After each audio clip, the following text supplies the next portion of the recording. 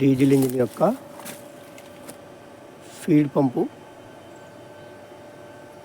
పాడైనప్పుడు ఆ ఫీడ్ పంపు మార్చే విధానము.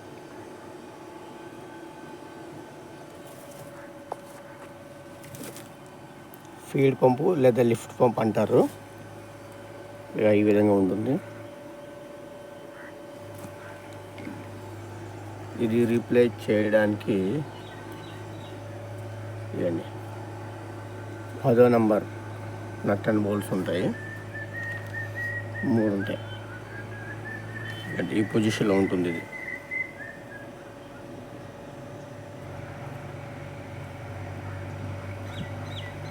మూడు నట్ అండ్ బోల్ట్లు ఓపెన్ చేస్తే ఈ పాడైపోయిన ఫీడ్ పంప్ బయటకు వచ్చేస్తుంది.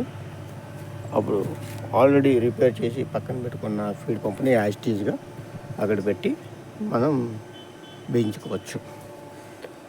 అది వేసే ముందు ఇదండి, దీనికి ఒక ప్యాకింగ్ ఒకటి వస్తుంది.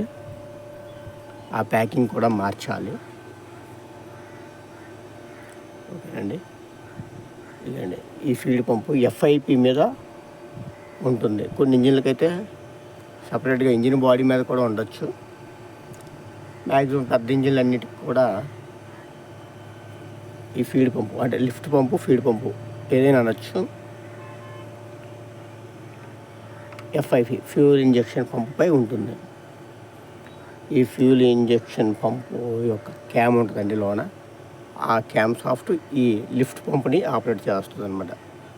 అప్పుడు ఇకండి డీజిల్ ట్యాంక్లో ఉండే డీజిల్